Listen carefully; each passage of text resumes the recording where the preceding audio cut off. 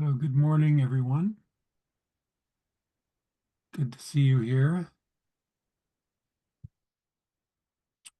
So, as I've been listening to Linda's talk and Nelly's talk yesterday, they're talking about the poisons, the three poisons. Um, and I heard um, Nelly talk about greed yesterday. So today I thought I would just say a few things about the third poison, delusion. So, in the Buddhist teachings, delusion, or sometimes translated as ignorance, is moha in the Pali, and it's one of the three poisons alongside greed and hatred.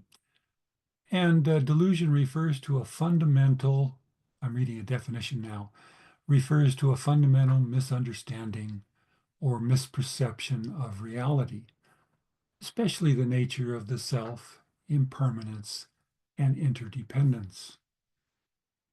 So that's kind of a standard definition. Um, and I want to sort of zero in on the misunderstanding of reality, but not so much, uh, the more esoteric stuff of nature of self and so on, but just even the practical reality that we deal with every day. So I want to put this sort of in the area of views, how you see the world in front of you in a very practical way. So do you see um, the world as fundamentally dangerous or threatening, or as fundamentally benevolent or and nurturing? And that's a continuum along which, if you get way out in the extremes, you're probably going to have a lot of difficulties.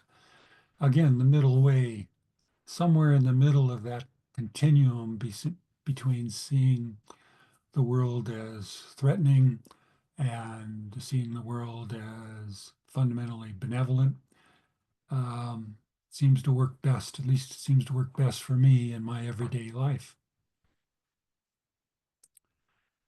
Looking at my own views, I am probably leaning a little more to the reality that things are threatening on the threatening side right now.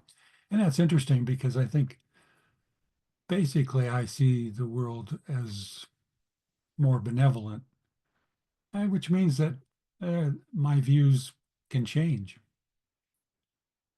There seems to be a collective delusion, a more collective delusion around these days, views that reflect strong biases, unconscious projections, and even paranoia.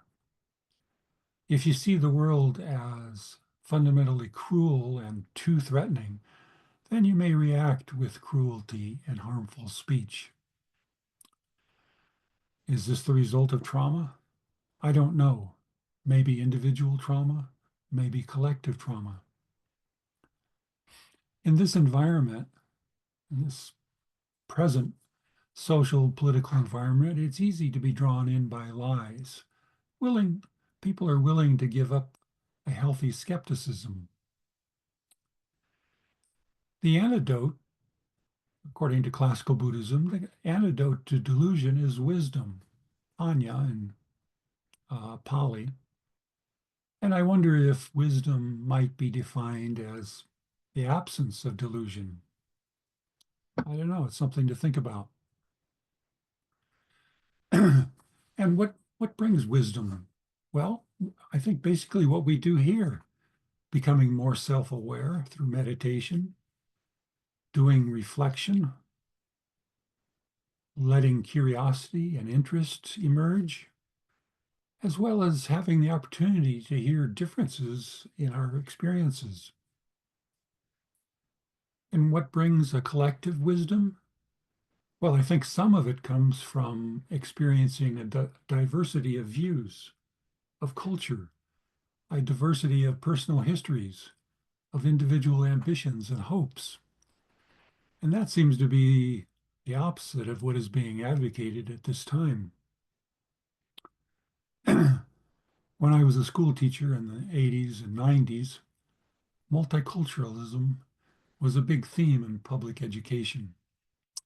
Often what was taught in the classroom around multicultural stuff was fairly superficial, you know, bringing in, I mean, that's important, but bringing in food from different cultures and that kind of thing.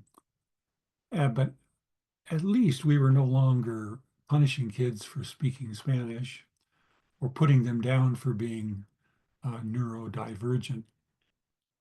There was an acceptance of the reality that our students were really diverse and becoming more so. Reflecting on and investigating my own views, I find really hard. But the act of investigating leads in the direction of more wisdom, I think, and less delusion. I tend to anticipate the various bad things that might happen. That's sort of my personality. I would have been a really good lawyer.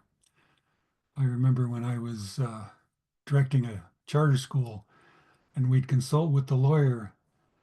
According to what they would say, you wouldn't even get up in the morning because there were so many bad things that might happen. But I don't go too far out there by obsessing over planning and control. Sometimes I think money and power would give me more control, would protect me, but I generally see through that mistaken view. And I don't usually experience the view that retribution and revenge will make things right. But that seems to be a general view that appears more and more in our lives, in our news. So I have so I have my individual delusions, even in my view of everyday practical reality, not to mention seeing the nature of the self, impermanence, and interdependence. And we as a country seem to be suffering a kind of collective delusion at the moment.